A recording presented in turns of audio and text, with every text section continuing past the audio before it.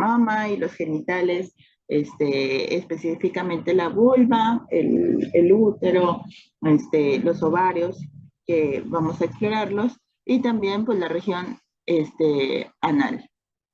En los hombres, pues el pene y la región anal. Entonces, ¿qué es lo que debemos hacer con los pacientes? Antes de empezar cualquier procedimiento que involucre vulnerabilidad del paciente, incluso la exploración física general, pues nosotros debemos de platicar con el paciente y decirle qué es lo que vamos a hacer. Por ejemplo, cuando le exploramos la boca, pues le decimos, va a abrir la boca, va a decir, puede que le moleste un poco que nosotros metamos el abate-lengua, le puede causar náusea. No llegas inmediatamente y le metes el abate-lengua en la boca. O sea, siempre tienes que avisarle qué vas a hacer. Pues lo mismo con el área genital. Sobre todo, ¿por qué? Porque causan pudor a los pacientes. Entonces, la exploración genital siempre, siempre tiene que ir acompañado. No pueden hacerlo ustedes solo y sobre todo, por ejemplo, en hombres, se puede dar la pauta para que los pacientes comenten o digan que ustedes los acosaron sexualmente o que los tocaron inapropiadamente, o en el caso de las mujeres, también sufrir acoso, pero por parte de los pacientes hacia ellas. Ha pasado muy frecuentemente que van hombres al consultorio y que dicen, ¿sabe qué? Necesito que me revise, tengo una hernia, etcétera, acosan a las doctoras.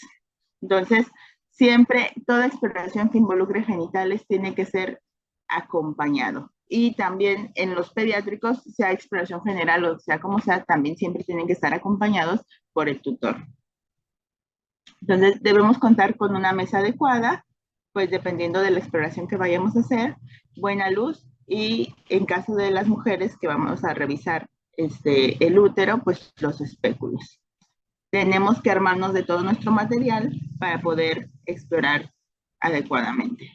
Entonces, como les comenté, aunque las mamas no son consideradas órganos genitales, los metemos dentro de esta clase. ¿Por qué? Porque causan pudor.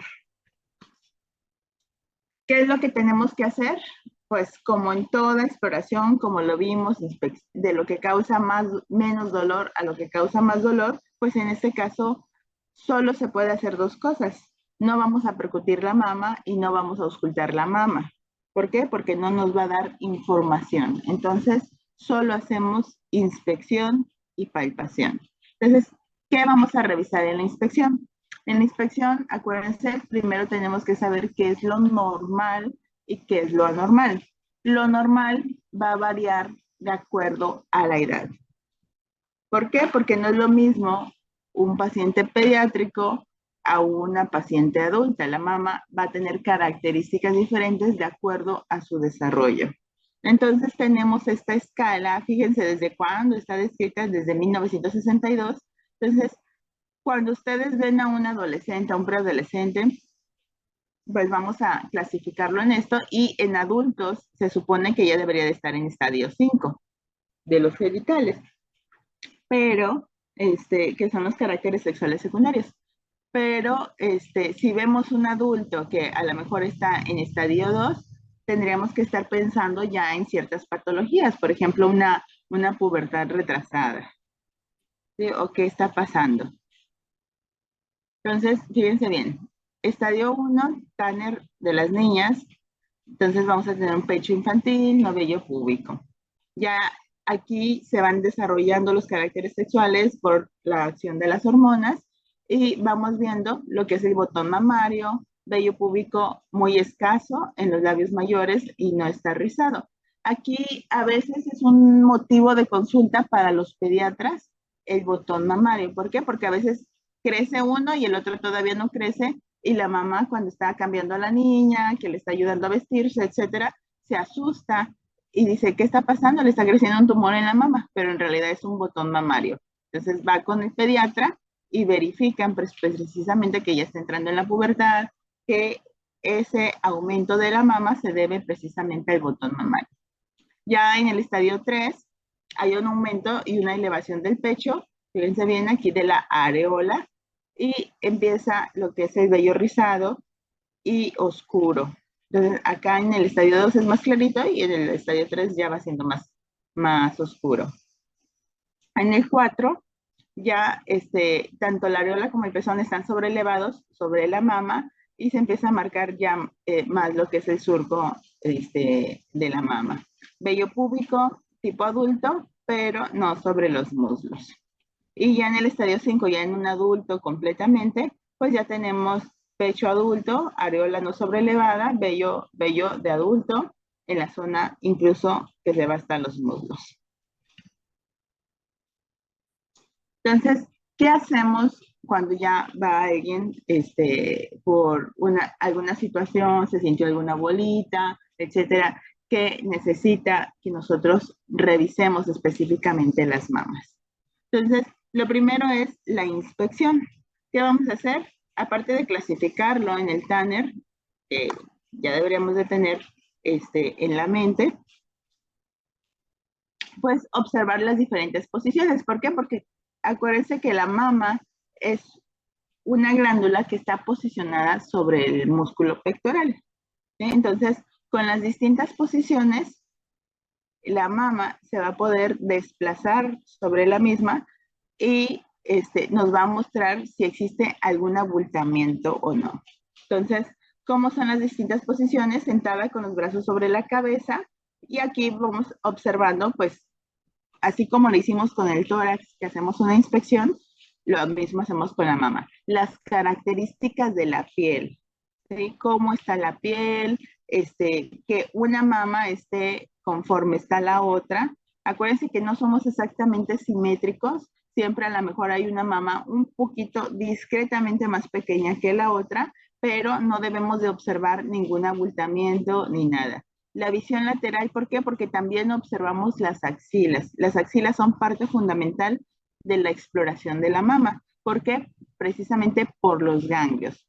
El cáncer de mama es el número 1 en todas las mujeres y por lo tanto nosotros como médicos de primer contacto debemos estar relacionados demasiado con lo que es la exploración de la mama. Entonces, acuérdense, ¿hacia dónde se va el tumor de mama? Hacia los ganglios axilares. Ya cuando se va avanzando más este cáncer, entonces precisamente la visión lateral, eso es el rubro que nos va a dar.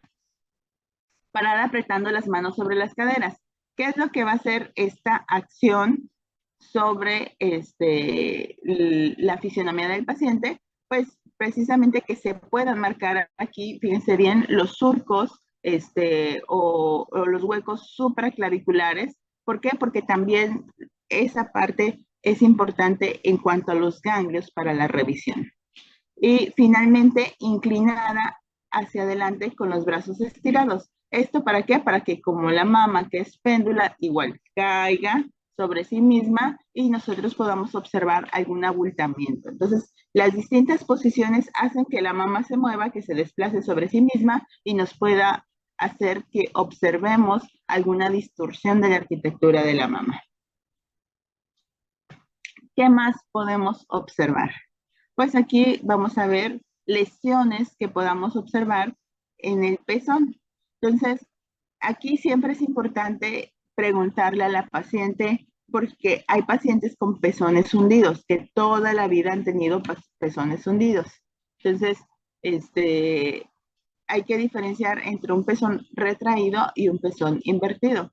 Entonces, una de estas características, pues a lo mejor si ya son pacientes adultas, que ya tuvieron incluso bebés, etcétera, la pregunta es hacerle y decirle a la paciente, usted siempre ha tenido este pezón de esta manera, y ya los pacientes te dicen, fíjese que sí, siempre, toda la vida lo he tenido, incluso batallé con la lactancia por las características del pezón. ¿Sí? Entonces puede ser una variante normal, pero puede ser una anormalidad cuando te diga la paciente, yo tenía un pezón de características normales y de repente se hundió. ¿Sí? Un día ya me estaba observando y ya lo tenía hundido. Entonces, si tenemos pezones retraídos, hundidos, que fue una característica que se agregó a la paciente que no lo tenía previamente, o que bien, este hundimiento no viene precisamente del pezón, sino viene de alguna otra parte de la piel.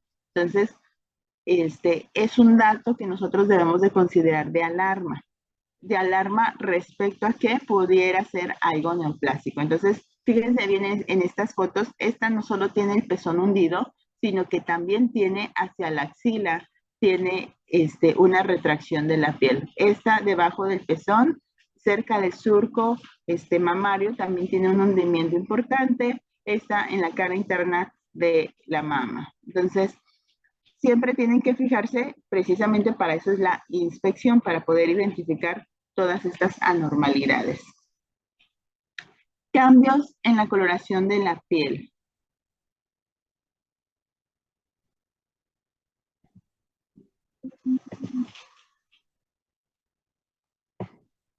Elizabeth, ¿ya llegaste o todavía sigues perdida? Sí, aquí estoy, doctora. Bueno, hace ratito te pregunté y ni contestaste, ni dijiste aquí estoy, ni nada.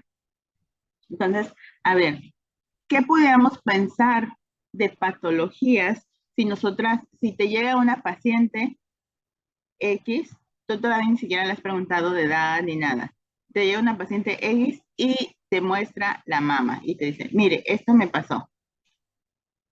¿Qué patologías pudieras pensar que pudieran originar estos enrojecimientos, cambios de coloración en la piel?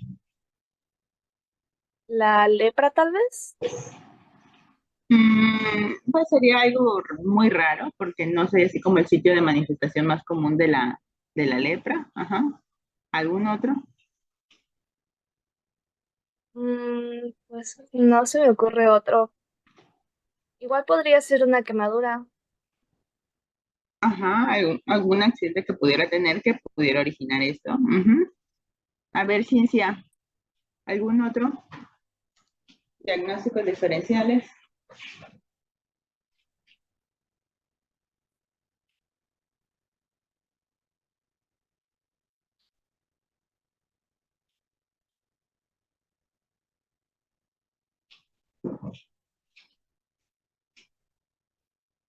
¿Me escuchas, ciencia?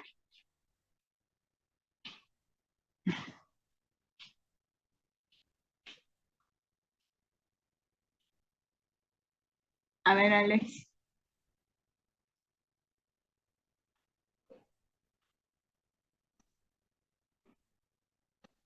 Ajá, muy bien. Entonces, algo inflamatorio.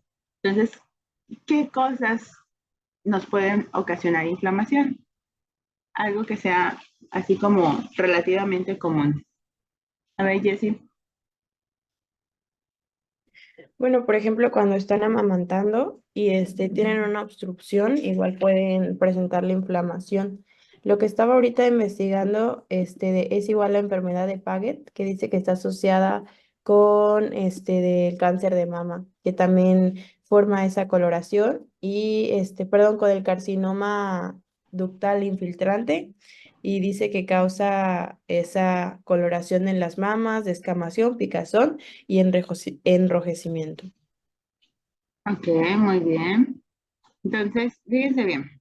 Uno de los diagnósticos diferenciales pues, que tenemos aquí es precisamente, sobre todo en las mujeres, ¿qué es lo que nos da la pauta a pensar una cosa u otra? Pues los antecedentes. ¿Sí? Si tú tienes a una paciente que está lactando, que está amamantando, pues entonces lo primerito que pensaría si tú ves una mama así, probablemente sería alguna mastitis puerperal o bien algún absceso en la mama, ¿no?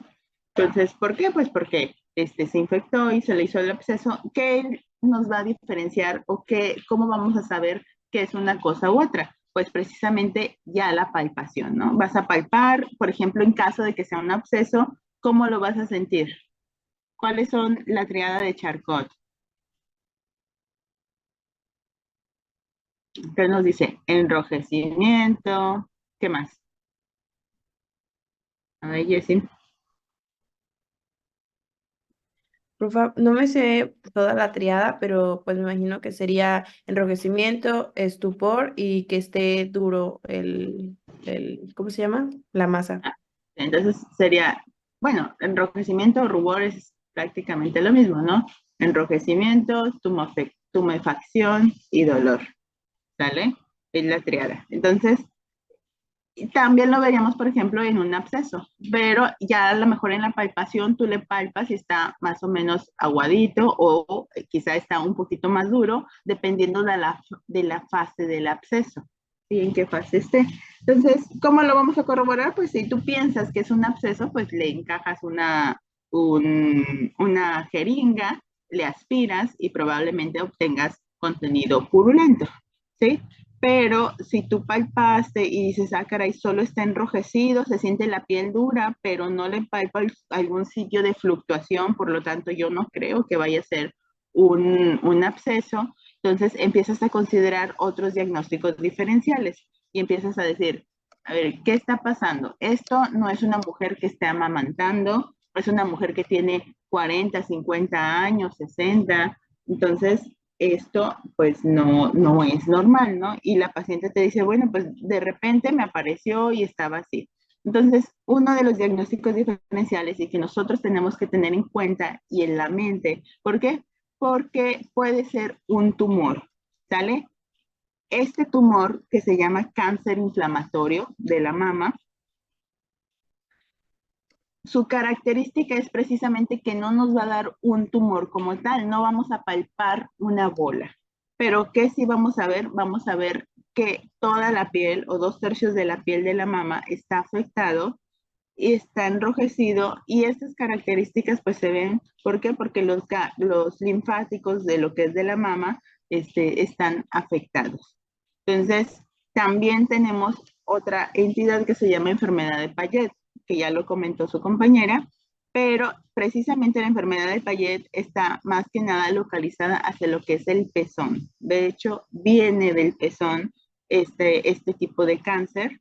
Entonces, el que va a estar alterado propiamente sería el pezón. Entonces, inflamatorio, la mama, rojizo, 2/3 de la mama, la piel engrosada probablemente, no se palpa un tumor como tal, pero estas características. Y otra característica, que a la paciente tampoco le duele, o sea, no tiene un dolor específico. Si tú lo ves esto, dices, ah, está muy aparatoso, probablemente le duela mucho, pero en realidad no, solo está rojizo.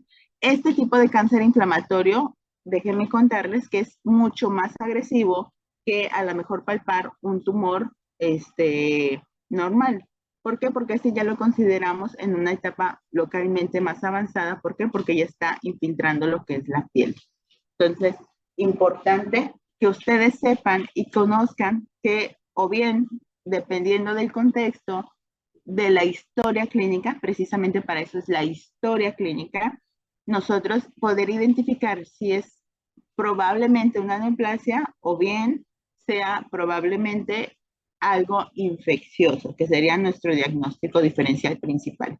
Entonces, ojo, ¿qué pasa aquí? Muchos médicos que nada más ven, no palpan, no tocan, no investigan, no hacen adecuadamente su historia clínica, dicen, ah, pues es algo infeccioso, le voy a dar antibiótico a la paciente. Entonces le dan un ciclo de antibiótico, la paciente regresa y le dice, oiga, doctor, no se me ha quitado. Ah, seguro es una bacteria más potente. Entonces le dan otro ciclo de antibiótico y obviamente esto jamás en la vida va a mejorar. Entonces, la historia clínica, por ejemplo, si ya fue con ese médico y no se curó y la paciente dice, ah, caray, pues ya me dio un montón de antibiótico, voy a ir con otro médico. Y llega con ustedes y ustedes le hacen la historia clínica y ven precisamente eso. Ya recibió antibiótico, no hubo mejoría, recibió otro ciclo de antibiótico mucho más fuerte, tampoco hubo mejoría. Entonces, ojo, esto puede ser de origen neoplásico. Entonces, pacientes que ya fueron tratados y que a un criterio pensando en algo infeccioso pudiera haber mejorado y no hubo ningún tipo de mejoría, entonces siempre hay que descartar este tipo de situaciones. ¿De acuerdo? Entonces, historia clínica, acuérdense, la historia clínica siempre les va a dar toda la información necesaria para que nosotros podamos sospechar de otro tipo de situaciones. Si no hacemos una historia clínica adecuada, pues se nos van a escapar muchas cosas.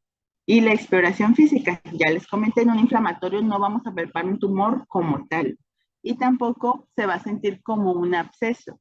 Entonces, ¿cómo lo vamos a diferenciando? Pues con el tiempo, ¿no? Palpando muchos abscesos, palpando muchas mamas, para que ustedes puedan diferenciar qué es lo normal, qué es lo anormal y cómo se siente una cosa y cómo se siente la otra. Muy bien. Entonces, ulceración del pezón. ¿Las ulceraciones del pezón serán normales o anormales?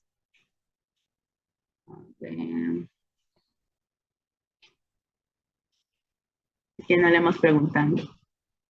Melanie.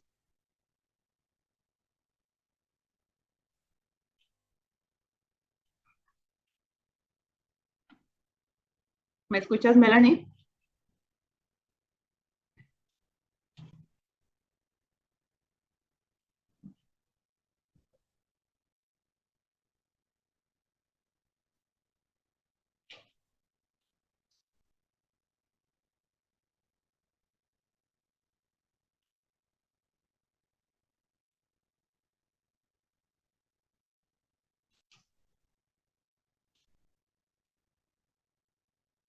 Melanie.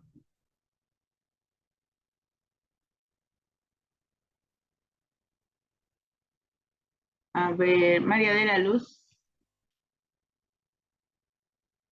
Sí, doctora, en la imagen se puede apreciar que la ulceración del pezón es anormal.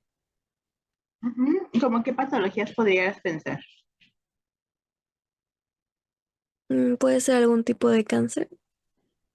Un tipo de cáncer, ya lo platicamos hace ratito, la enfermedad de Payet precisamente es la que afecta precisamente al pezón, pero puede haber otros, ¿como cuáles? Mm, Algo que no Puede es ser precisamente malo, pero que eh, es algo frecuente. mastitis. Pues no tanto la mastitis, pero tiene que ver con la lactancia. Un equema, no sé, doctora. Ajá. A ver, Iván. Que por una mordida, pues entra alguna bacteria, ¿no? Y se haga la úlcera. Pues más que nada es cuando no se tiene una adecuada técnica de la lactancia y a la mujer pues le pueden salir precisamente grietas o fisuras en lo que es el pezón y pues es precisamente pues por la lactancia, ¿no? No tiene un adecuado agarre, etcétera, y presenta estas molestias y pues van como dato a consulta con ustedes como médicos pues para que le digan qué hacen, ¿no? Porque son dolorosas y todo. Pero específicamente, pues ya pensando en algo maligno, pues tenemos esta ulceración del pezón y no hay un dolor como tal que nos haga sospechar de eso. Simplemente está ahí ulcerado, puede tener ahí sangrado alrededor, salida de líquido, secreción, y la paciente pues no menciona o puede decir que tiene un dolor leve, pero no es comparado con el de una lactancia, eh, pues una mala técnica de lactancia, ahí sí las características y el dolor pues es mayor.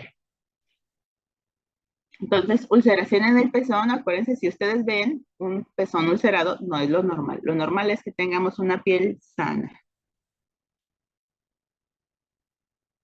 Entonces, seguimos. Piel de naranja.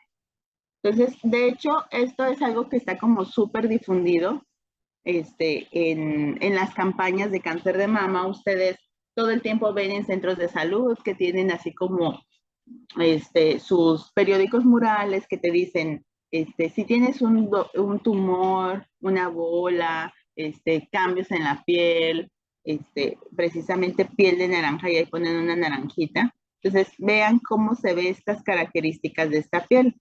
Esto es cuando pues el pezón, perdón, cuando el tumor también afecta o infiltra en la piel. Entonces vamos a ver placas induradas con eritema, edema y orificios foliculares prominentes que precisamente esto es lo que da la apariencia de piel de naranja. Entonces, acuérdense, ¿cómo debe ser las características de la piel de la mama? Pues debe de ser muy parecida a lo que es la piel de alrededor, pues de lo que es el torso o lo que es el tórax. Entonces, si vemos cambios en la coloración, que ya lo mencionamos, cambios en la apariencia, como es esto, lo que es la piel de naranja, entonces empecemos a sospechar. ¿Y qué le vamos a pedir de estudios al paciente? Pues su mastografía y su ultrasonido para corroborar o verificar precisamente estas anormalidades que estamos viendo solo a la inspección. Todavía ni siquiera palpamos. Entonces, ven esto es anormal. Y ahora sí, esto nosotros le decimos, decía un maestro, es diagnóstico de camionero. O sea, si lo ve el señor del camión, pues dice, esto es anormal. Entonces, ni modo que nosotros como médicos no digamos, esto es anormal. Entonces, tumores propiamente en lo que es la mama, fíjense bien, este tumor pues es demasiado grande, demasiado evidente, está afectando ya lo que es la piel, vean cómo se ve la piel como si estuviera a punto de reventarse. Si lo palpamos probablemente vaya a estar muy duro y durado.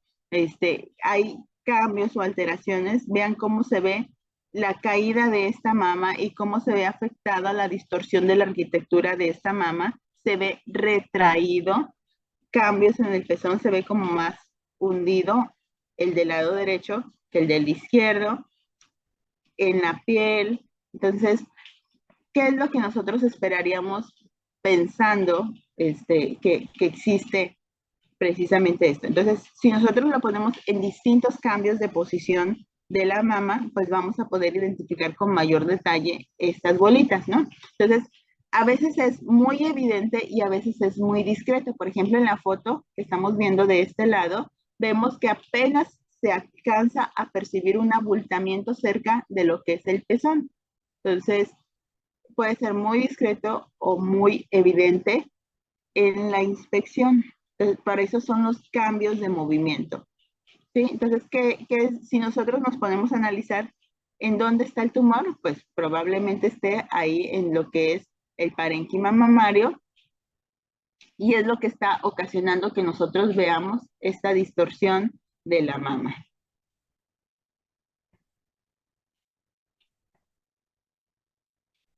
Bultos en las axilas, lo que ya les había comentado. Entonces, ¿cómo se van a originar estos bultos en las axilas? Acuérdense que ahorita estamos haciendo pura inspección. Entonces, nosotros, los tumores tienen distintas vías de diseminación. Prácticamente tienen 4 distintas vías de diseminación.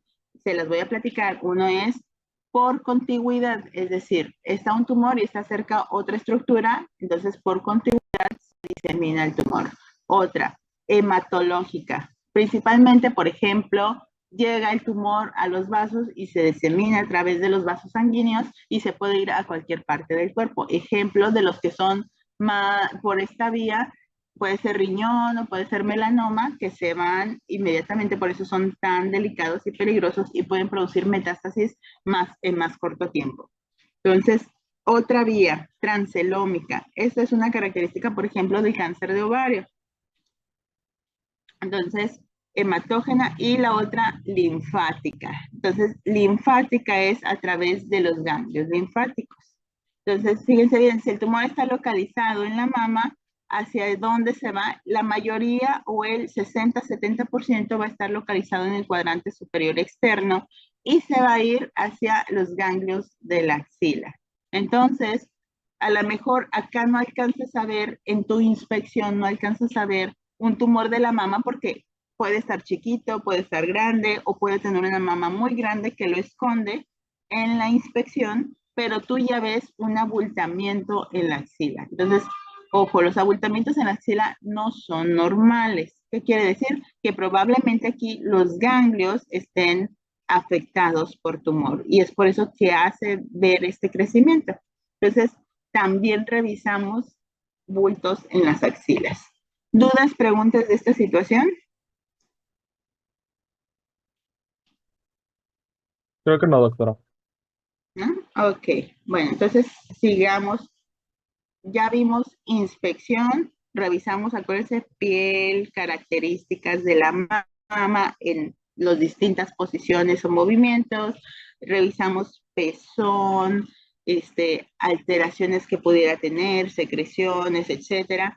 A veces la paciente, esto es pura inspección, a veces la paciente te dice, doctora, doctor, tengo secreción a través del pezón, pero tú no observas nada. Otra forma también de corroborar esto es revisar la ropa interior de la señora. Entonces revisas el brasier por dentro y observas que está manchado. Entonces tú con eso corroboras y objetivizas que precisamente sí está teniendo una secreción a través del pezón.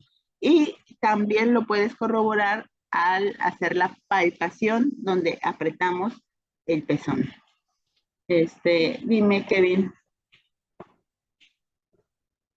¿Quién levantó la manita? Oye, Jessy. nada más para preguntarle, por ejemplo, ¿hay alguna otra razón por la que salgan abultaciones en las axilas? O sea, que no sea patológico, o sea, como tal cancerígeno. Pues acuérdate que ganglios todos tenemos y los vamos a tener por todas partes. Siempre que tengamos un vaso, vena, arteria, nervio, vamos a tener ahí nuestros ganglios. ¿Por qué? Porque es lo normal que lo tengamos. Va a haber sitios donde podamos palparlos y los podamos observar. Hay veces que alguna situación, alguna inflamación, algo, nos puede hacer aumento de volumen, pero no debe ser tan considerable como esto, ¿sí?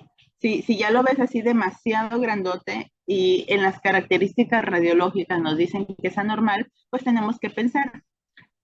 Hay veces que no tenemos lesiones en la mama, pero podemos tener ganglios axilares, ¿sí? Y esto se puede deber, ejemplo, a lo mejor a un linfoma, a lo mejor a un cáncer gástrico, porque también nos puede dar metástasis hacia acá, ¿no? Ya en etapas muy avanzadas. Entonces, cuando tengamos bultos en las axilas o ganglios muy prominentes o algo, siempre hay que estudiarlo. Y también el tiempo de la aparición de los ganglios, ¿sí? Ejemplo, en el cuello es súper frecuente que aparezcan. Si tenemos ganglios en el cuello, lo primerito que nosotros debemos de revisar es que no haya tenido una infección de vía respiratoria reciente. Revisamos garganta, revisamos todo y le damos chance, a lo mejor unas 2, 3 semanas a que desaparezca ese ganglio. Si ese ganglio persiste, entonces ya habrá necesidad de estudiarlo. ¿Qué es lo primerito que vamos a hacer? Solicitarle un ultrasonido para ver las características de ese ganglio. ¿Sí? Dime, Jessie. No, es que, ay, pues tenía duda de relación a eso porque yo tengo desde hace como, bueno, bastante tiempo, como un ganglio inflamado y una vez, fui al doctor y les comenté y todo esto y, como que no le dieron mucha importancia. Y yo dije, ah, bueno, entonces no es relevante. Sí, no, los ganglios siempre tienen que estudiarse. Va a haber situaciones, por ejemplo, lo que te comento de los ganglios del cuello, que es así como lo más frecuente. ¿Por qué? Porque lo tenemos muy accesible. Lo podemos ver, lo podemos palpar en el cuello. Es una zona muy visible. Entonces, a veces no es de origen oncológico, sino también puede ser de origen infeccioso. ¿Sí? Entonces, lo más común son las infecciones de vías respiratorias altas. Pero, por ejemplo, en un ganglio que está ahí inflamado y que ya tiene mucho tiempo y que tú dices, ah, caray, o sea, ¿qué está pasando? Entonces, nosotros como médicos debemos descartarlo. Por eso te digo, mandamos a hacer un ultrasonido y dependiendo de las características del ganglio, es que nosotros tomamos la decisión de hacer o no una biopsia para llegar a un diagnóstico. Hay veces que los ganglios están infiltrados por tuberculosis, que puede ser otro diagnóstico diferencial, o puede ser que esté infectado, pues así, por así decirlo, por virus. Hay virus que nos causan agrandamiento de los ganglios y que estén así, de esas características, mucho tiempo. Virus de Epstein-Barr, virus de citomegalovirus, etcétera. Entonces, Ya dependiendo, acuérdense, hacemos una biopsia escisional del ganglio, lo mandamos a estudiar y probablemente si no se encuentra tuberculosis, si no se encuentra tumor, entonces el origen vaya a ser viral, infeccioso. Dime, Iván.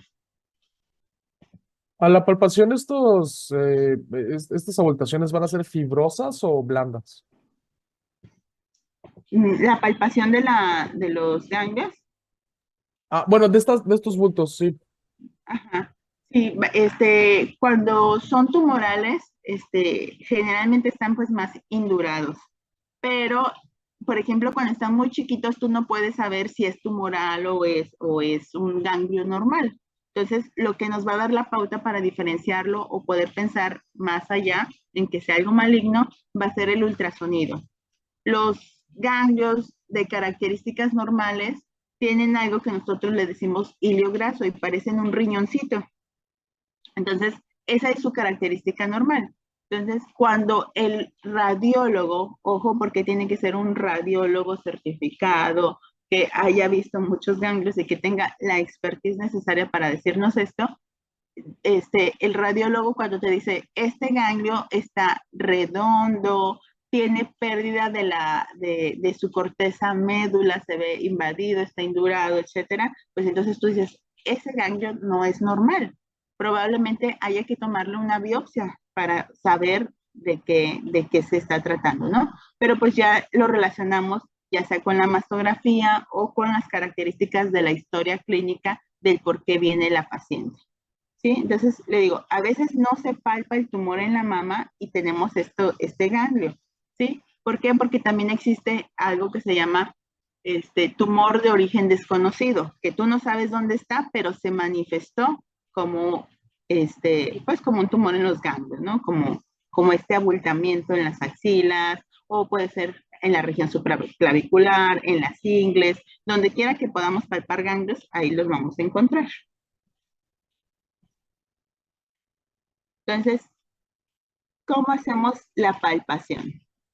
Entonces, ¿qué tenemos que tener en cuenta? Acuérdense, para poder hacer palpación, y se los vuelvo a decir, o sea, si se lo repito mucho es porque realmente es así. Entonces, nosotros siempre que vayamos a hacer palpación, tenemos que tener en consideración la anatomía. Si no sabemos anatomía, no vamos a saber palpar, no vamos a saber explorar, porque no vamos a tener la menor idea de qué es lo que vamos a encontrar. Entonces, fíjense bien en esta imagen. En esta imagen, pues estamos viendo los vasos, en este caso la vena subclavicular, que se convierte en vena axilar, la arteria igual lo mismo. Y aquí acompañando a los vasitos, observamos estas bolitas verdes que obviamente no se ven así en lo normal, bueno, cuando abres a un paciente, pero tú sabes que se refieren a los ganglios. Entonces, fíjense bien, los ganglios siguen pues precisamente la vena y la arteria axilar. ¿Sí? Tenemos otros ganglios aquí en lo que es la arteria mamaria interna, que podemos encontrar, y tenemos lo que es la mama. La mama es una glándula. ¿Para qué nos sirve la glándula? Pues para lactar, ¿no? Para eso es la glándula mamaria. Es su único propósito, su único fin, la lactancia. Entonces, todas las hormonas, todos los cambios que nos hacen generar esas hormonas son precisamente preparar a la mama para la lactancia. Pero, ojo, vean esta forma que tiene una forma de gota. Esta gotita o esta colita de la gota se va hacia la axila. Nosotros la conocemos anatómicamente como la cola de Spencer. Entonces, nos dice la literatura que el 70% se van a localizar precisamente en este lado, que es la cola o el cuadrante superior externo de la mama. ¿Sí? También puede haber tumores en donde quiera que sea de la glándula, pero es menos frecuente, la mayoría se van a localizar aquí. Entonces, al tener esta localización, pues acuérdense que va así como un caminito, es más frecuente que vayamos a encontrar ganglios axilares. Entonces, es hacia donde se va el ganglio axilar. Y vean también esto verdecito que se ve alrededor de la mama, pues esto es los linfáticos que están en la piel, por eso se afecta, cuando hay un tumor se afecta o se pudiera afectar la piel por precisamente este plexo linfático que se llama desapego. Y pues ya tenemos aquí el pezón, donde los conductos de los lobulillos, que son la unidad funcional de la mama, pues convergen y aquí, por aquí sale la leche, ¿sí? Entonces, ¿dónde descansa la mama? Pues descansa sobre el pectoral mayor. Y acuérdense que la axila va a ser como una pirámide. Entonces, hacia donde esté la punta de nuestra pirámide, hacia allá es donde vamos a buscar los ganglios. Entonces, teniendo estas referencias anatómicas, ¿cómo la vamos a explorar? Entonces, la exploración completa, pues es, ya lo habíamos dicho, con las posiciones de la mama. Entonces, vemos la simetría. Siempre tenemos que hacer comparación. Mama derecha con mama izquierda para nosotros poder determinar si es normal o es anormal. La piel, acuérdense, la piel debe ser homogénea. Tiene que tener las mismas características del piel del dorso, del piel del tórax, para que nosotros podamos decir, pues, que es una piel normal. Va a haber características propias de la mama que es anormal, como son estos tubérculos de Montgomery. Entonces, ustedes ven ahí alrededor, cerquita de la areola y el pezón, como unos abultamientos anormales que son dispersos, no sensibles, no supurantes, o sea, si tú le aprietas no le va a salir nada, y a esto se les llama tubérculos de Montgomery. Entonces, esto es algo habitual, algo normal, que nosotros tenemos que considerar dentro de la normalidad de nuestra mama. Entonces, ponemos distintas posiciones, ¿para qué? Para verificar precisamente lo que ya habíamos dicho, si existe algún abultamiento, alguna normalidad, y así la vamos a registrar en nuestra historia clínica. Entonces, por ejemplo, al apretar las manos se observa un abultamiento a nivel del hueco supraclavicular, etcétera, ¿no? Entonces, nuestras posiciones dinámicas, y ahora sí, a palpar, ¿no? Entonces, ¿qué palpamos? Siempre es indispensable, o sea, si tú vas a revisar mama, no puedes obviar estos pasos. No puedes decir, revisé mama y no haber explorado axila y huecos supraclavicular e infraclavicular. Entonces, ¿por qué? Porque ya lo comentamos, es un sitio de diseminación donde nosotros podemos encontrar ganglios, y si no los buscamos intencionadamente, pues nos los vamos a saltar y podemos dar una exploración errónea. Entonces, aquí fíjense bien sobre las clavículas, precisamente en el huequito supraclavicular, ahí es donde está tocando. Y debajo de las clavículas también volvemos a palpar a ver si existe o no un ganglio. Acuérdense de la imagen. Aquí tenemos, miren, en el hueco supraclavicular tenemos ganglios, y en el hueco infraclavicular también ahí tenemos ganglios. Y en la región axilar también tenemos ganglios, entonces ahí hay que buscarla. Entonces, aquí en la axila, aquí este brazo, particularmente esta imagen no me gusta, ¿sale? Pero es la que venía en el artículo. Pero no me gusta, ¿por qué? Porque el brazo está muy tenso. La realidad es que para que nosotros podamos palpar adecuadamente la axila, este brazo tiene que estar completamente relajado, y tú tienes que estarlo como médico cargando el brazo para que la paciente relaje todo el brazo y nosotros podamos meter nuestros 3 deditos hasta el fondo de la pirámide, que les había dicho, la pirámide, y podamos identificar si hay ahí algún ganglio o no.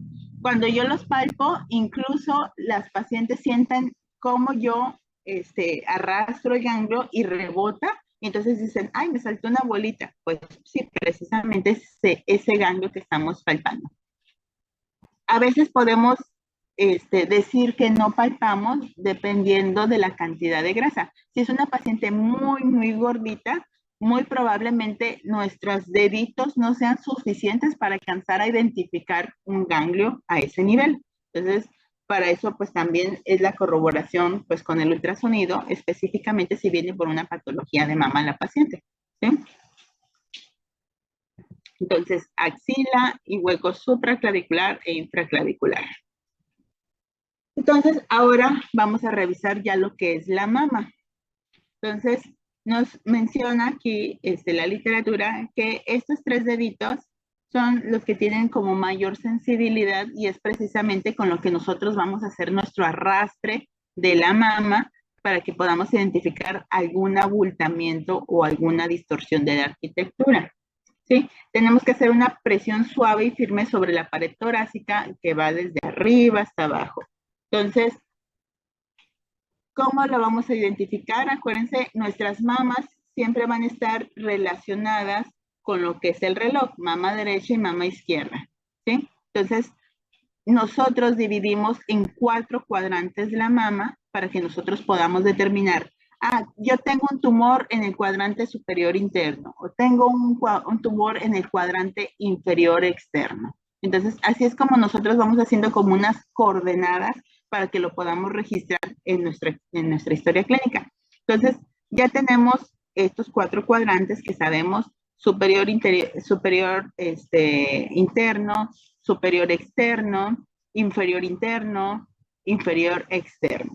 Entonces es muy fácil, ¿no? Mama derecha, mama izquierda, cuadrantes.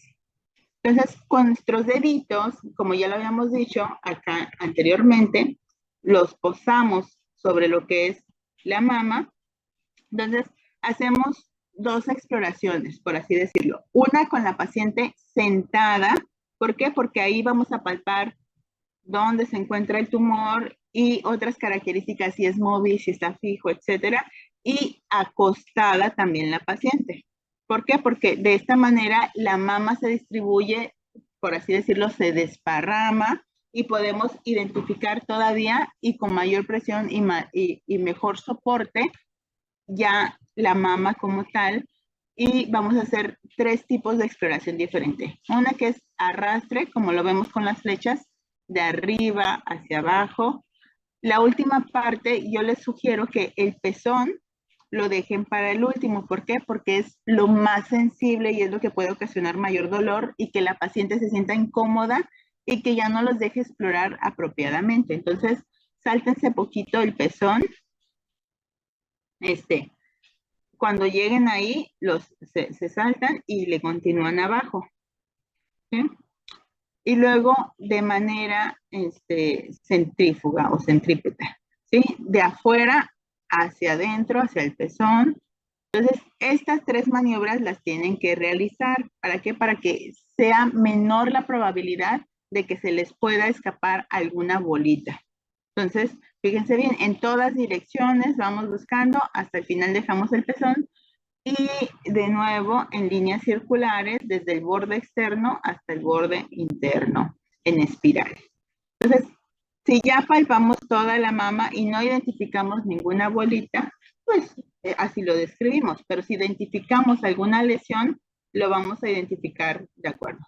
Entonces, al último, todas esas maniobras, pero en mini petit, lo vamos a hacer aquí en el pezón. Y por último, aparte de hacer esas maniobras ahí cerquita del pezón, vamos a exprimirlo, ¿sale? Entonces, si lo exprimimos, acuérdense, en la inspección pudimos ver si la paciente en su ropa interior, como es en este caso, tenía o no tenía secreción, o bien cuando tú lo aprietas, que debe de ser una presión firme pero suave, porque les digo, puede llegar a ser muy molesto.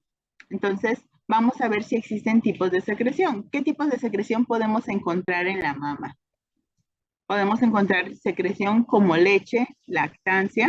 Entonces, ¿qué enfermedades o qué situaciones pudiera darnos una secreción de leche?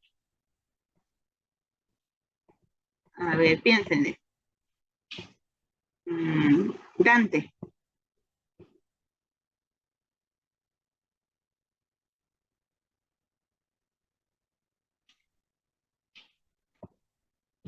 Maestro. Ajá. ¿Me escuchas, Dante? Sí, me Ajá. pregunto qué enfermedad te da la secreción de leche, ¿verdad? Ajá.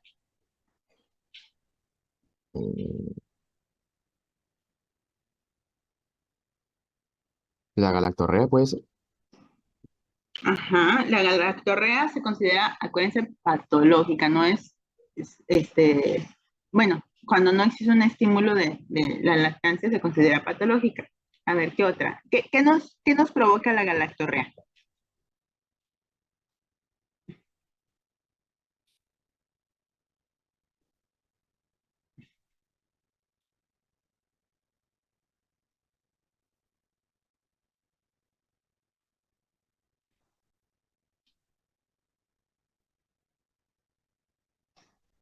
Ajá.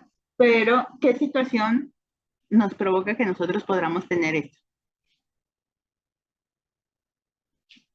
O sea, si va tu paciente a tu consultorio y te dice, doctor, yo no estoy embarazada y mucho menos tengo un hijo, o sea, no estoy lactando y fíjese que me sale leche por el pezón, ¿tú qué pensarías o qué le solicitarías?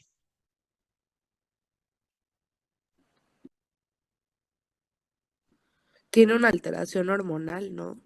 Ajá, una alteración hormonal, ¿a cuál nivel? Así es. Y ahí, ¿qué tenemos?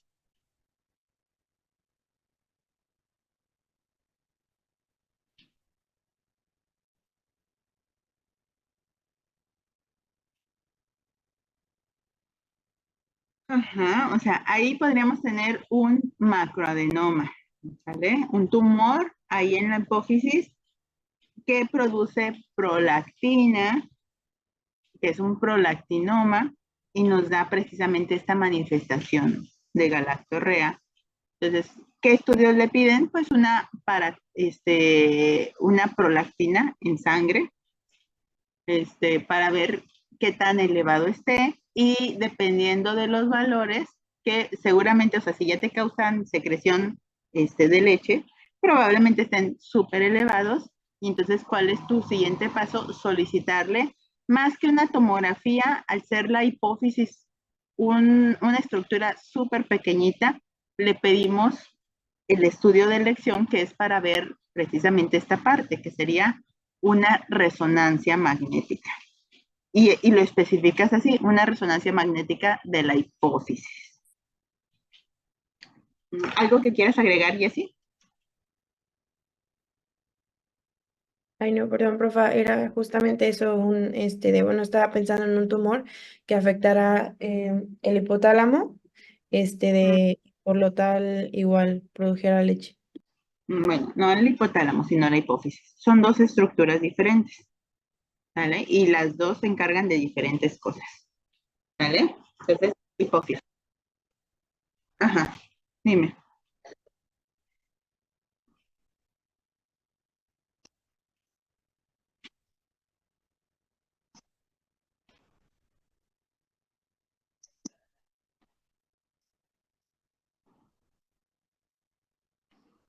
Entonces, de hecho, la recomendación es que hagas todas para que disminuya la probabilidad de que tú no puedas encontrar alguna lesión.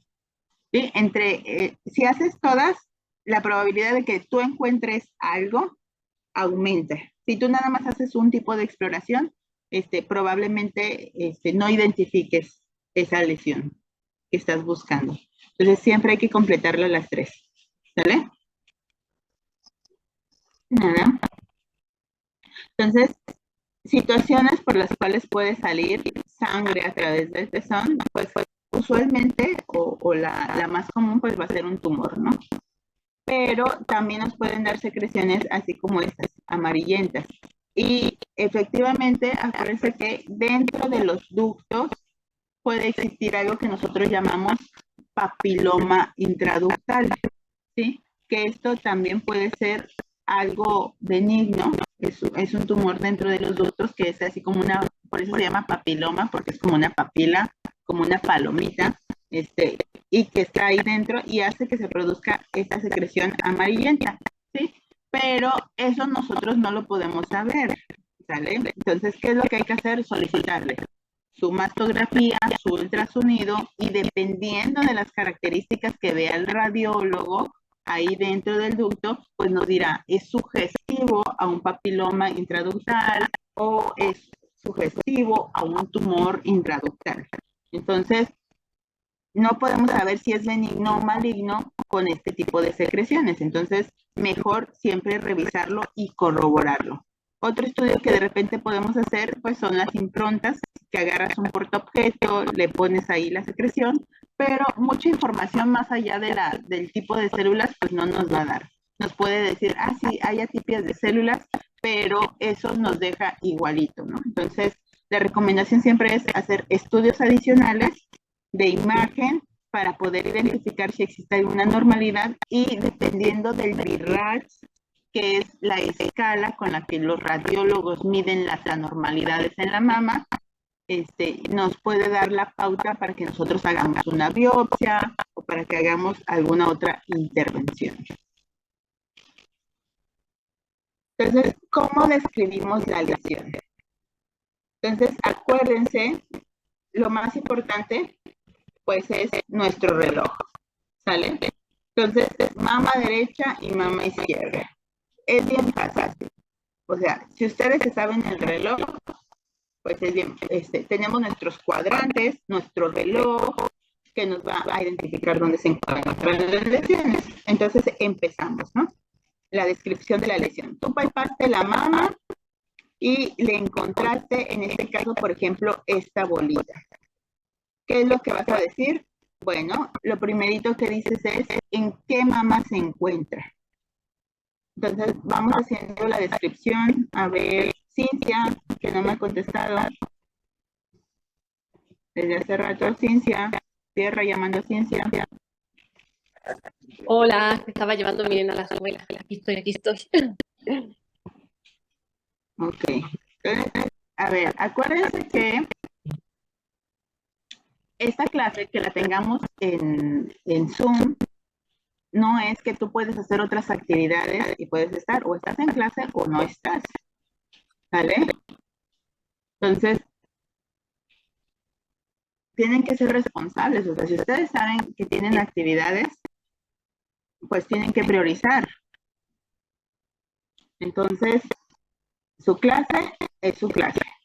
Si no están aquí, yo les pongo falta y punto. ¿De acuerdo? Entonces, ahora sí. ¿Cómo delimitamos esto? ¿En qué cuadrante? Primero, ¿qué mama es? ¿Derecha o izquierda?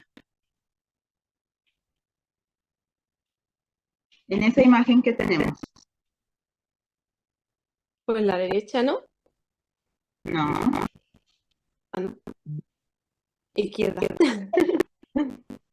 Sí, entonces, acuérdense que nosotros siempre estamos viendo al paciente de frente. Entonces, cuando vemos una imagen, lo estamos viendo, aquí literalmente estamos viendo al paciente de frente. Entonces, pues, derecha no es la izquierda. Entonces, ahora dividimos en cuadrantes. ¿En qué cuadrante, donde están precisamente los dedos de esa doctora, en qué cuadrante se encuentra la lesión? Ya describimos los cuadrantes.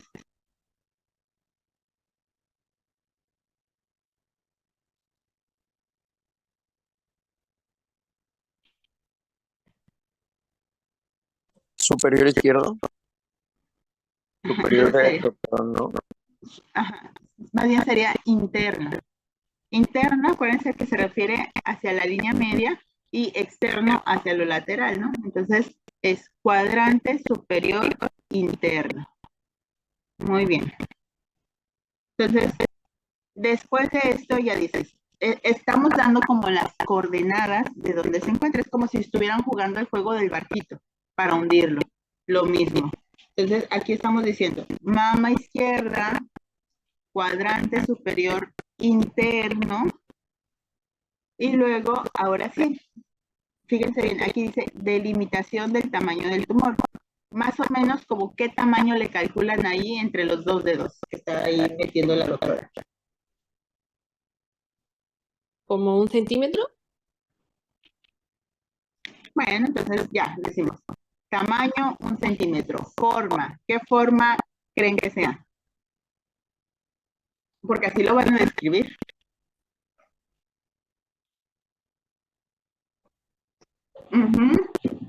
Forma redondeado, o podemos decir otro tipo de características, puede ser una forma irregular, etcétera, ¿no? Consistencia. La consistencia, vamos a tener varios tipos de consistencia dependiendo de lo que nosotros palpemos. ¿Sí? Una de las consistencias que más frecuente describimos es pétrea, dura, indurada, que es como lo más sugestivo pues de un tumor, ¿no? Pero también tenemos otro tipo de consistencia aulada, ¿sí? Cuando tú aprietas un hule, lo sientes pues durito, pero no tan durito, ¿sí? Entonces, consistencia aulada. O bien consistencia muy blanda, como cuando es grasita, por ejemplo, un lipoma, o quística, consistencia quística, ¿sí? Como cuando agarras un globo, lo llenas de agua y lo sientes muy blandito, aguadito. Entonces, vas describiendo distintos tipos de consistencia. Consistencia indurada, aulada, quística, blanda, etcétera, ¿no? Entonces, tú con esas palabras puedes describir la consistencia. Movilidad, ¿a qué se refiere? A que tú puedas desplazar ese tumor sobre la misma mama, ¿sí? Entonces, si tú intentaras desplazarlo y no se desplaza, vaya la redundancia de la palabra, entonces, ¿qué quiere decir? Pues que está fijo. Si tú lo mueves como si fuera una canica o que se mueve con el tejido, pues entonces tú lo defines como móvil. Entonces, aquí tenemos dos variables, móvil o fijo.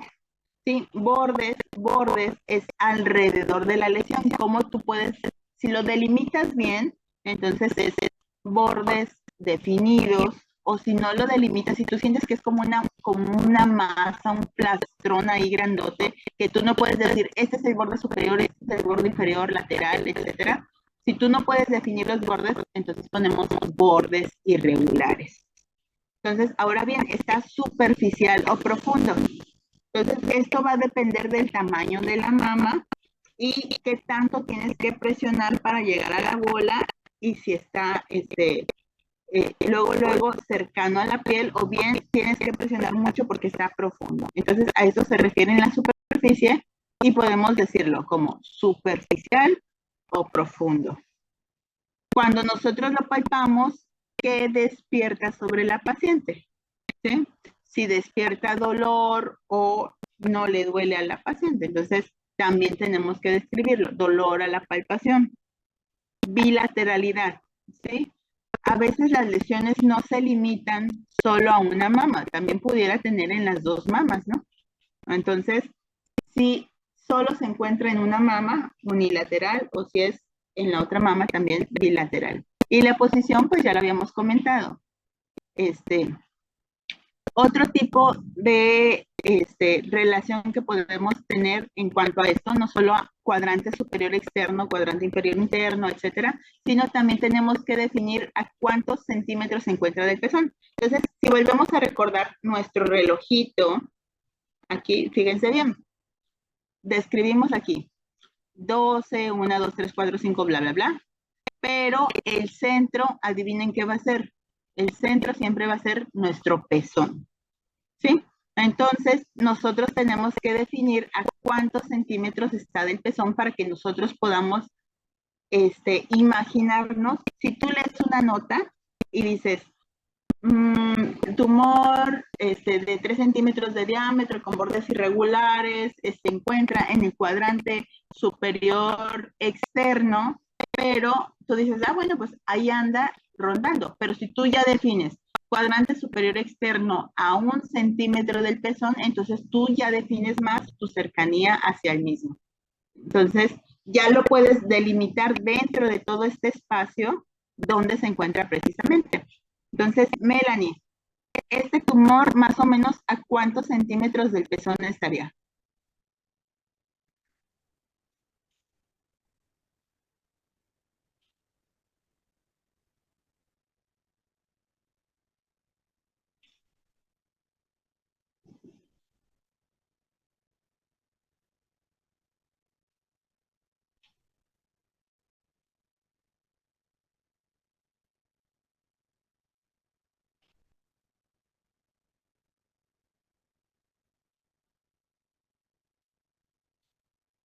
Melanie, ¿me escuchas? A ver, Yacir. Sí, doctora. Ajá.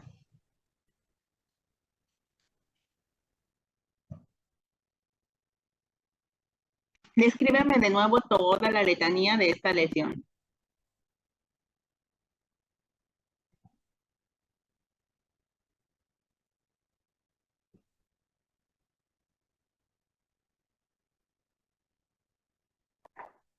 Melanie.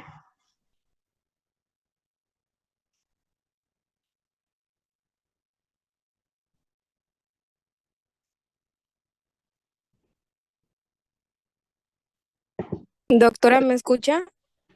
Ahorita ya te escucho. Ajá, pero luego como que de repente no se te escucha. Ah, ok. La respuesta de centímetros. ¿Cuánto? 2 centímetros. Pues sí, a lo mejor 2 centímetros, pero a ver, vuelve a decir. Las características que ya dijimos de este tumor, ¿cómo lo encontrarías? Sería 1, mama izquierda, en cuadrante superior interno, se palpa una lesión de aproximadamente 1 centímetro, bordes regulares, indurada, móvil, superficial, sin dolor a la palpación, unilateral, a 3 centímetros, perdón, 2 centímetros del pezón. ¿Sí? Entonces, así es como quiero que describan sus lesiones que ustedes palpen en las mamas cuando hacen su descripción en la historia clínica de la parte de exploración física. A ver, antes de pasar esto, otro ejemplo. Veamos. Marco, a ver, danos otro ejemplo en el lugar que tú quieras. Pero descríbenos así, mama derecha, cuadrante superior interno, bla, bla, bla, todo. Bueno, tal vez describiendo en una historia clínica se podría añadir en explorando la mama izquierda, podemos apreciar un abultamiento en el cuadrante superior externo, el cual nos indica una posible probabilidad, una posible probabilidad de ganglio inflamado. Se debería consultar con el radiólogo y hacer una biopsia, ¿no? Y hacer una biopsia para estar completamente seguros. Ojo, acuérdense que nosotros en la exploración física no podemos poner diagnósticos ni podemos poner nada. O sea, aquí nada más estamos describiendo dónde se encuentra la lesión y qué características tiene. ¿Vale? Entonces, ya me habías dicho la parte, ¿no? Me dijiste mama izquierda, cuadrante superior externo, pero te faltan detalles. Ajá. ¿Cuánto mide ese tumor? Ok. Bueno, en la palpación se observa que cabe entre 2 dedos, aproximadamente 1 centímetro. Y en el pezón, al aplicar un poco de presión, se nota que de su pura líquido amarillento, parecido a la sangre. Pues, acuérdate que nosotros tenemos que usar términos médicos. Entonces, sería serohemático. ¿Vale? Líquido serohemático. Ok. Ajá, ¿qué más? Nos faltan todavía detallitos. Fíjate, nos falta, ya nos dijiste el tamaño, forma, ¿qué forma tiene? Forma redondeada, regular, irregular. Nos falta consistencia, si es móvil o está fijo, si sus bordes son regulares o irregulares, y si está superficial o profundo. Todo eso nos lo tienes que decir. Ok, también se logra apreciar que el abultamiento es un abultamiento irregular, no completamente circular, y se puede mover de 1 a 2 centímetros alrededor. Ok, entonces más bien eso sería como móvil, ¿no? Ajá, no sería fijo, sino sería móvil. Ok, se podría describir como es móvil. Ajá. Es Está móvil al súper, tacto, ajá, ¿no? ajá. ¿Es superficial o es profundo? Móvil al tacto y se aprecia en la superficialidad. Ajá. Muy bien. Entonces, ojo, cuando hagan así como su lista de características de todo, porque cada que ustedes encuentren una bola, un tumor o algo, todas estas características le tienen que describir, no solo es para la mama. Por ejemplo, si se encuentran un abultamiento en el muslo, un abultamiento en la panza o en alguna parte donde ustedes puedan darle todas estas características, pues se las tienen que dar, ¿sale? Porque eso nos va a orientar mucho a cualquiera que lea su historia clínica, nos va a orientar y va a decir, ah, mira cómo estuvo. Entonces, cuando nosotros describimos una lesión, ojo, no es como la base. Acuérdense que ustedes hacen su historia clínica y hacen su exploración y hacen todo. Esto es como la base de cómo encontraron por primera vez al paciente. Entonces, imagínate que esta paciente sí fue un cáncer, pero recibió quimio. Entonces, ya después de la intención de la quimio, pues es tratar de disminuir el tamaño del tumor o que lo desaparezca, etcétera. Entonces, cuando tú vuelves a revisar a la paciente, puedes comparar tu historial clínico con el de ahora y saber si sirvió o no sirvió la quimio, ¿sí? Entonces, tú dices, ah, antes tenía un tumor de 5 centímetros y ahorita que la estoy palpando, veo un tumor de 2 centímetros. Entonces, el tratamiento de la quimio le está ayudando, así le está desapareciendo. O al revés, ¿no? Tenía un tumor de 5 centímetros y ahorita ya es un tumor de 10 centímetros, que quiere decir que no le está haciendo nada a la quimio y la paciente sigue progresando. ¿Sí? Entonces, precisamente nuestras descripciones de las lesiones tienen que ser bien detalladas y esto en todo lo que hagan. Bueno, entonces la parte de la mama queda entendida.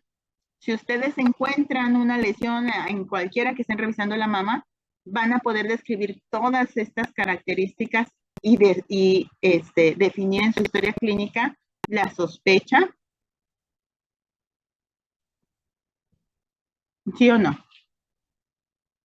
Si no, nos devolvemos y volvemos a empezar en esto. Yo creo que sí, Doc. Ok, muy bien. Profe, ¿podría volver a repetir la pregunta? Es que no entendí muy bien. Que si ustedes encuentran una lesión en una mama, ¿van a ser capaces de poder describirla con todo lo que dijimos?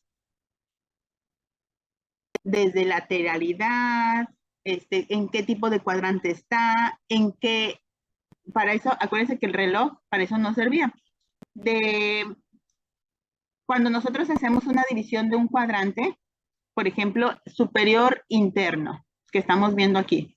El superior interno, específicamente de esta mama, de la mama izquierda, va a tener de las 9 a las 12. O sea, es un rango muy amplio, ¿sí? Entonces, si nosotros decimos, esta lesión se encuentra en el radio de las 9, más bien sería aquí como de las 10, ¿sí? En el radio de las 10, entonces ya a nosotros nos dice como en qué radiante está el tumor, ¿no? Y entonces nos puede hacer más específicos en el sitio de la localización del tumor.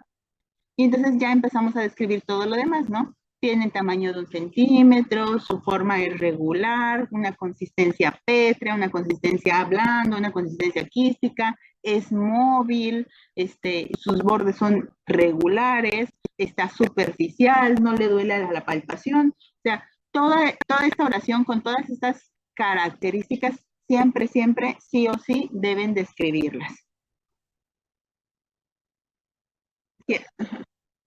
Sí, claro. Adelante.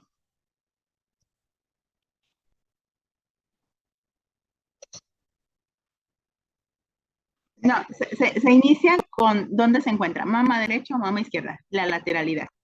Ajá.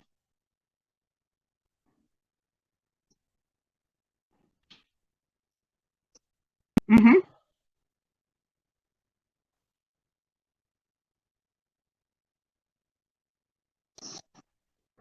ujú. ¿Cuál? ¿Interno o externo?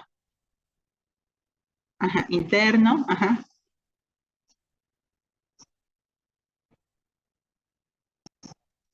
ajá.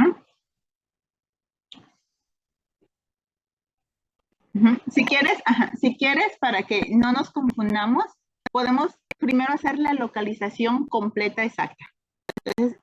Y vamos, fíjate, vamos así como de lo más grande a lo más específico. Entonces decimos cuadrante, mama izquierda, cuadrante superior interno. Entonces, ahorita que nos tocaría para, acuérdense, del interno es de las 9 a las 12. Entonces, ¿en qué radiante le podrías poner? No sé si me entiendes, ajá, de eso de lo que digo de las 9 a las 12. ¿Sí se me entiende? Ajá, ¿en qué horario del reloj lo encontramos? Ve tu relojito. Ajá.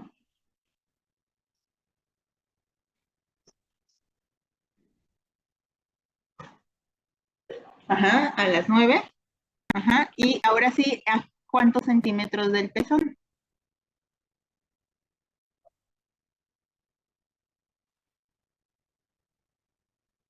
Ajá, entonces tú dices, ok, tengo una lesión, mama izquierda, cuadrante superior interno, en el radio de las 9 a 5 centímetros del pezón.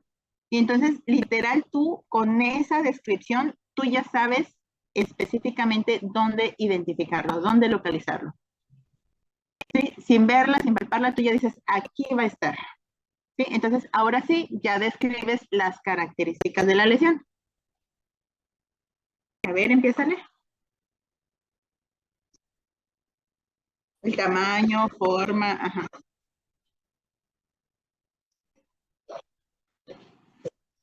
No, tiene que ser en centímetros, porque tamaño medio a lo mejor para alguien más, un tamaño medio a lo mejor es 1 metro, o un tamaño medio a lo mejor son 5 centímetros. Entonces, siempre sí tiene que ser en centímetros.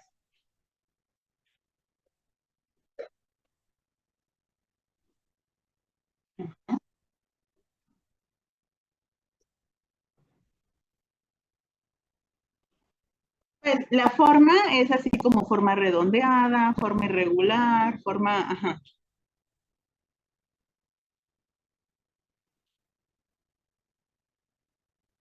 ajá, redondeada,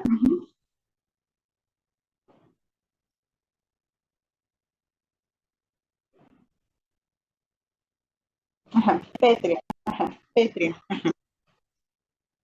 Ujú, ujú. Entonces le ponemos como fija, está fija. Ujú. Fija a planos, ajá. Ujú. Superficie es en relación a la mama. ¿Te acuerdas que la mama está descansando sobre el pectoral?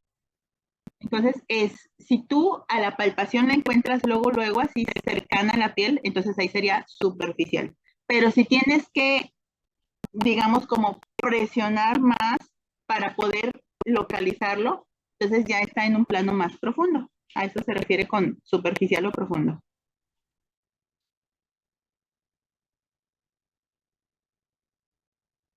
Más bien de la piel, de la piel. ¿Por qué? Porque, acuérdate, lo superficial es lo que está más vaya la redundancia, a la superficie, ¿no? Entonces, ¿qué es la superficie o qué es lo que nosotros vemos en la mama? Lo primerito vemos la piel. Entonces, si la lesión está cercana a la piel, pues ahí la vas a palpar muy fácil, ¿sí? O sea, tú no tienes que presionar mucho para luego identificarla. Entonces, por eso decimos que es una lesión superficial. Pero si tú tienes que meter los dedos, o sea, palpar más profundo para poder identificarla, entonces le podemos poner en nuestra descripción que está profunda la lesión. No sé si me explico.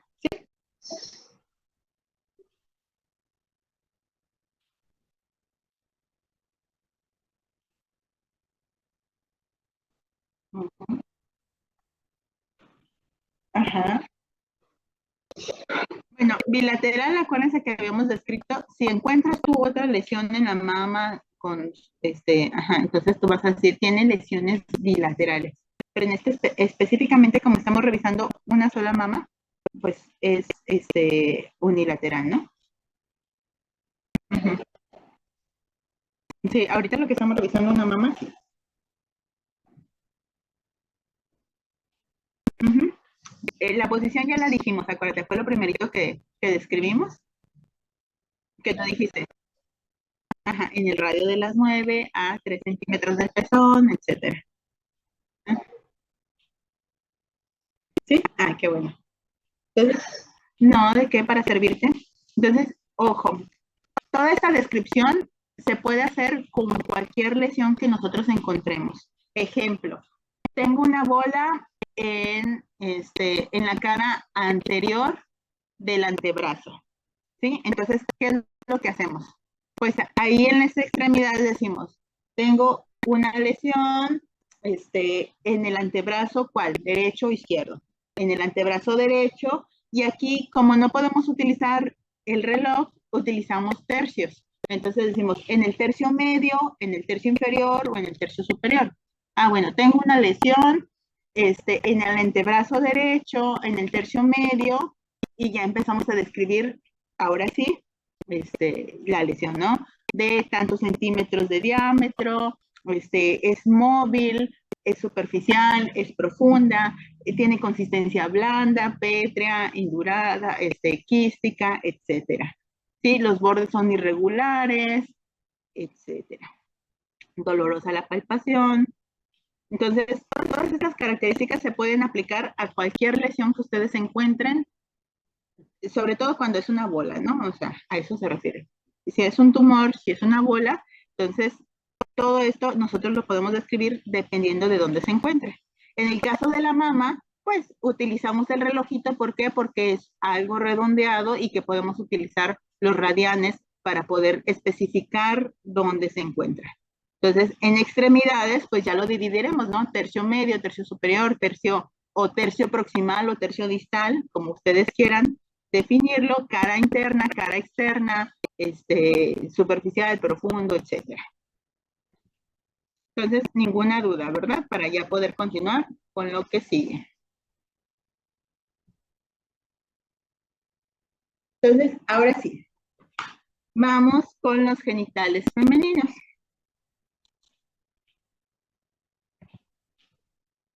Entonces, volvemos a lo mismo. ¿Qué tenemos que saber para poder nosotros explorar?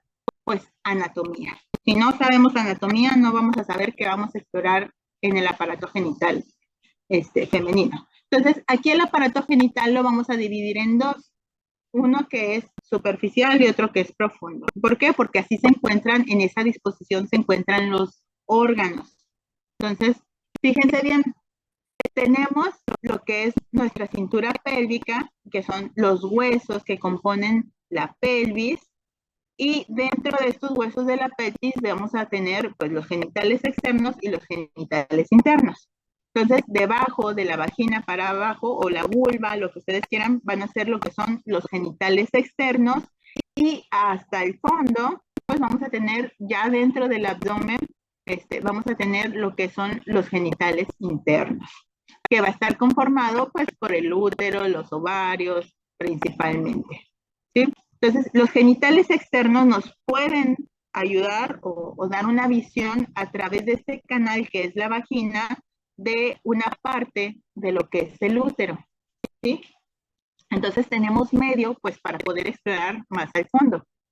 Entonces, ya que tenemos bien identificado, vean esta visión sagital del cuerpo. Entonces, ¿qué vamos a tener? Aquí tenemos el hueso de la pelvis, nuestros músculos de la pared abdominal, y tenemos aquí enfrente la vejiga. Entonces, quiero que vean esta relación. ¿Por qué? Porque enfermedades o patologías pueden verse asociadas con los órganos que están alrededor y que nosotros vamos a poder identificar. Entonces, adelante se encuentra la vejiga, ¿sí? Vemos así nuestro conductito y ahí está la uretra.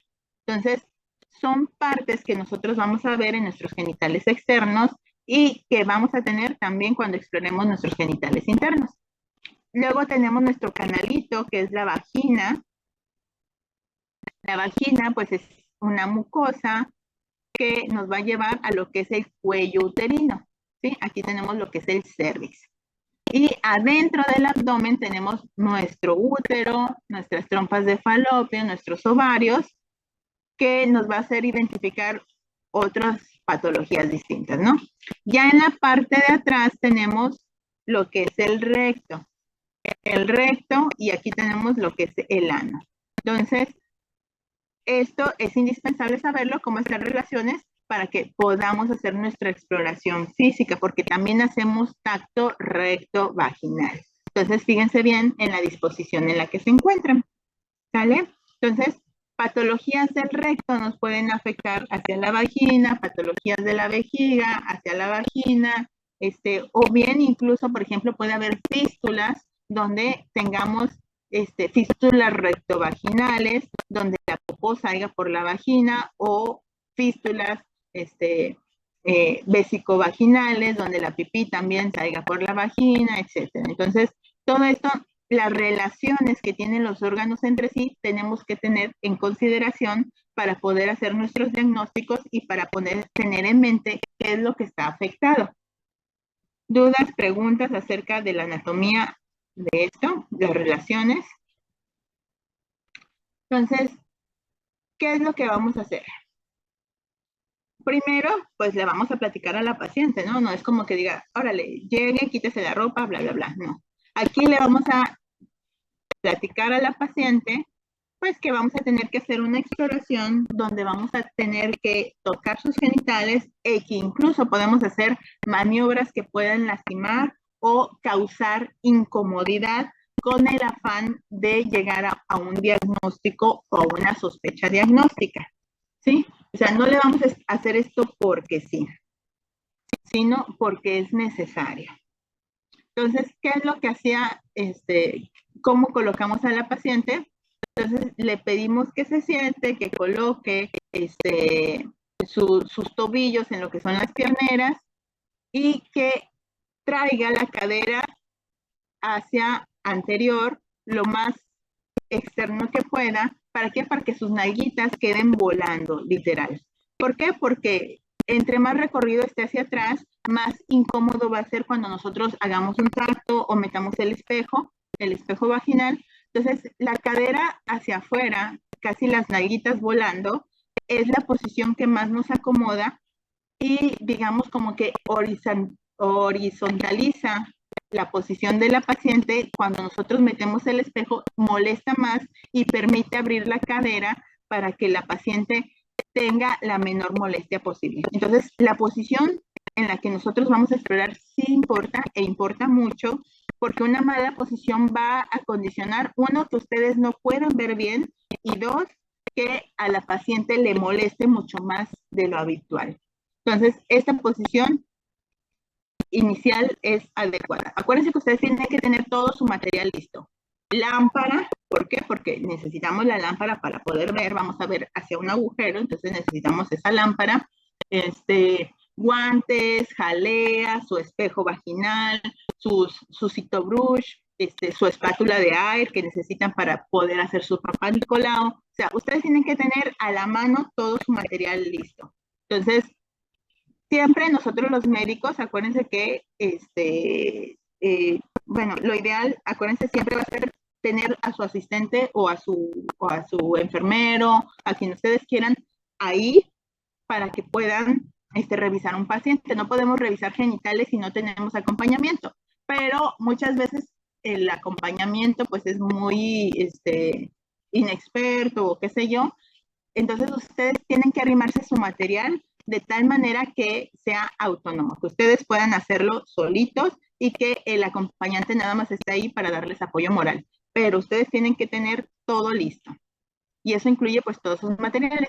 Aquí, si se fijan, está una imagen que nos dice que está a 30 grados. ¿Esto por qué? Porque es la posición más adecuada para que se relaje la cadera, para que relajemos el abdomen y podamos estar cómodo el paciente para que disminuya la molestia, sobre todo a la exploración. Entonces, esta es la posición ideal. 30 grados, semi-Fowler, y con la cadera casi volando en lo que es la mesa de exploración, con las piernas abiertas. ¿Vale? Cuando no tenemos pierneras, ¿qué es lo que yo les pido a las pacientes? Pues igual, está acostada la paciente, le podemos tratar de poner pues unas almohaditas o algo para que se hagan estos 30 grados, pero le pido a la paciente, junte sus talones y separe sus rodillas. ¿Esto para qué? Para que se haga pues la apertura de la cadera. Entonces, ¿qué vamos a ver en la inspección? Entonces, la inspección, al igual que lo hacemos con cualquier parte del cuerpo que exploremos, ¿se acuerdan? Que les dije de arriba, abajo, de la periferia, al centro. Entonces, tiene que tener un orden. Y en ese orden, pues ir describiendo cada cosa que nosotros encontramos. Acuérdense que en la exploración física, acuérdense del Tanner. ¿Cómo era el Tanner? Pues ya en un adulto, pues ya debería de tener todo lo que es cubierto de vello, un vello rizado, muy oscuro, y que incluso si ya es un Tanner 5, puede incluso extenderse hacia los muslos. ¿Sí? Entonces, ¿qué vamos a ver aquí? En la inspección, acuérdense, es solo observar. Todavía ni siquiera estamos tocando, estamos solamente observando. Entonces, inspeccionamos pues el desarrollo de lo que son pues el monte de Venus, que ahí debe de tener pelito, los labios mayores. Acuérdense, estamos haciendo como de la periferia hacia el centro, ¿sí? Entonces, las características de los labios mayores, los labios menores, cómo es el vestíbulo, donde nos encontramos primero, acuérdense, clítoris, y luego un centímetro y medio abajo, nos encontramos el meato de la uretra y la vagina. En la vagina vamos a encontrar distintas glándulas que pueden estar alteradas o no, que son las glándulas paruretrales, que son las de Skinny, o las glándulas de Bartolini, que van a estar alrededor. Entonces, patología ginecológica es algo frecuente que tenemos, que se inflamen o que incluso se absceden las glándulas de Bartolini, una Bartolinitis. Entonces, en la vagina, pues también vemos las paredes de la vagina, cómo se encuentra. Habrá pacientes que tengan himen, pacientes que no tengan o que tengan vestigios de himen, cómo se encuentra el periné y finalmente las características del ano. Entonces, ¿qué buscamos? Coloraciones anormales, abultamientos, lesiones que pudieran tener en lo que es la vulva. Y hay que describirlo. Dudas, preguntas de la inspección, de lo que tenemos que hacer. Entonces, les recomiendo de arriba hacia abajo, de afuera hacia adentro. ¿Para qué? Para que no se les pase absolutamente nada.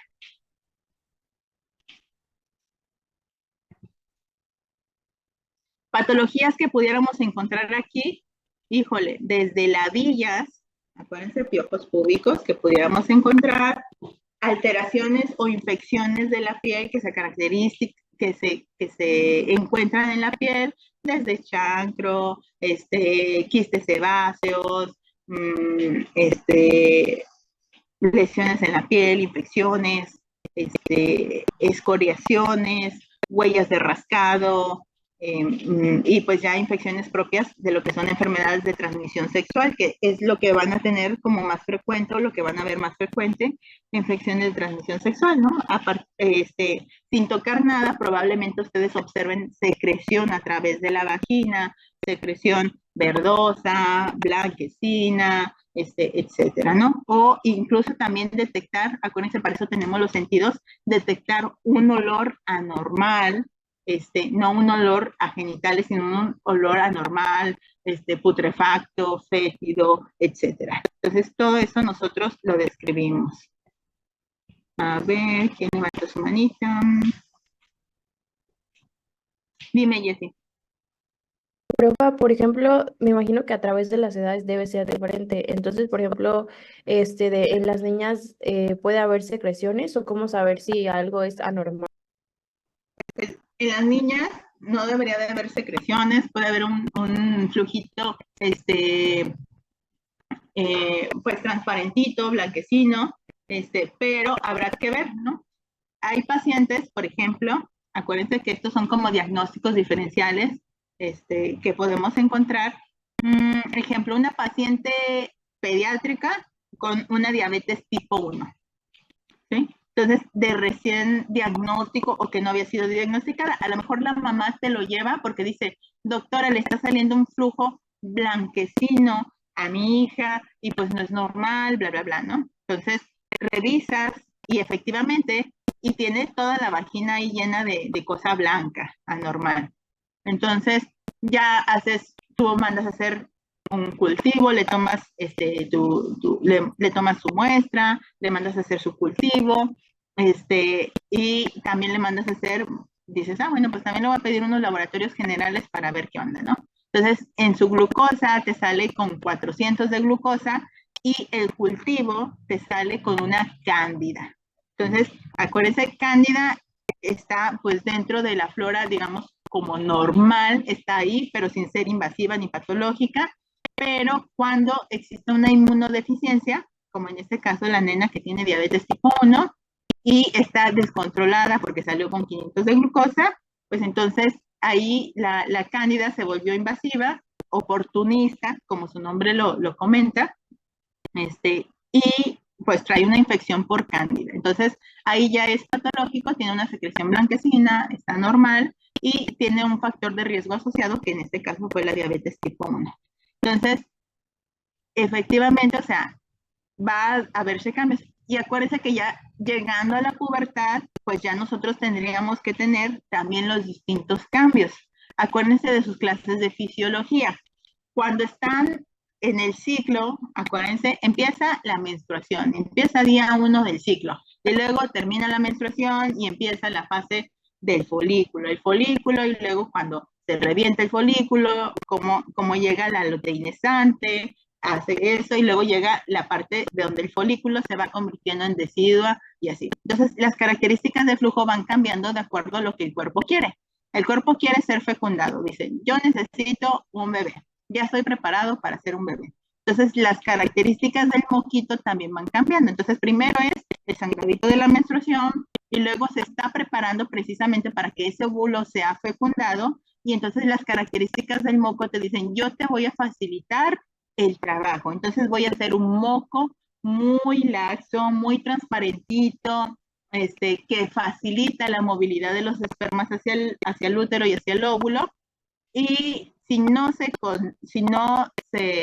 produce ese embarazo, entonces el folículo pues empieza a convertir digamos, como a eliminarse, a convertirse en decidua, y las características del moco van cambiando. Va a ser un moco más espeso, más blanquecino, más bien más seco, más blanquecino, y entonces nosotros podemos determinar precisamente por las características de flujo en qué fase del ciclo vamos. Entonces, todo va de acuerdo pues con la fisiología y para eso también lo hicimos en nuestro interrogatorio. Fecha de última menstruación y más o menos sabríamos que vamos a encontrar qué características del flujito debemos de tener. No sé si me expliqué. Sí, profa, gracias. Entonces, si se fijan, cuando ustedes hacen su exploración física, van relacionando todos sus conocimientos. No solo es anatomía, también es fisiología. Ok, entonces, inspección. Entonces, ¿qué alteraciones podemos encontrar? Pues ya les dije un montón. Y sobre todo, ¿cuáles son las que nos competen a nosotros? Pues las enfermedades de transmisión sexual que podemos tener, ¿no? Entonces, quistes epidermoides o quistes sebáceos o también conocidos como quistes de inclusión, pues son literal acumulación de grasita o de sebito ahí cerca, pues en la piel. Esto los podemos tener en cualquier parte del cuerpo, ¿vale? Pero nos podríamos encontrar también, y nosotros debemos de saber distinguirlos, también cerca de los genitales. Aquí estamos viendo uno, aquí en lo que son los labios mayores, ahí vemos la inflamación y ahí vemos. Otras enfermedades venéreas, en este caso condiloma acuminado. Entonces, ¿cómo vamos a ver este condiloma acuminado? Pues vamos a ver que son como si fueran lesiones arborescentes, como si fueran ahí un brócoli de color o un poquito más, más pigmentado, pero parecido al color de la piel que lo rodea. Y vean estas vegetaciones, cómo se observan. ¿De qué características van a ser estos condilomas? Pues acuérdense del virus del papiloma humano.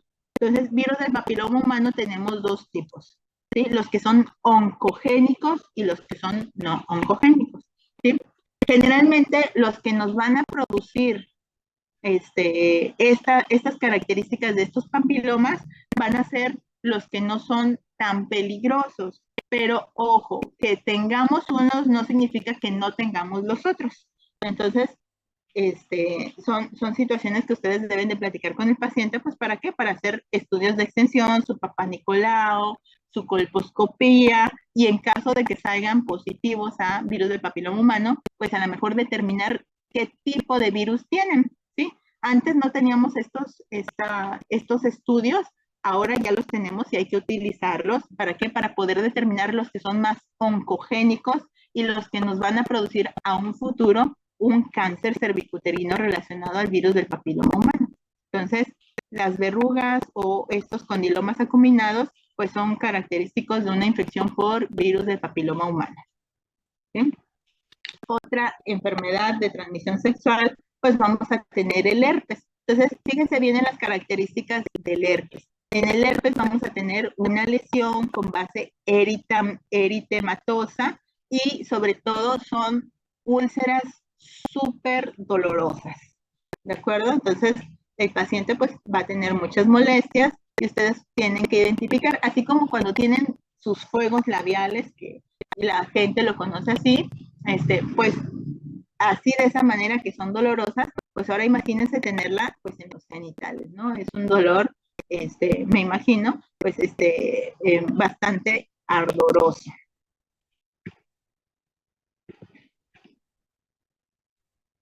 Estas pues ya casi no las tenemos debido a que antes, bueno, ahorita la situación pues con los antibióticos ya cualquier persona te anda recetando antibióticos por cualquier cosa, ¿no? Entonces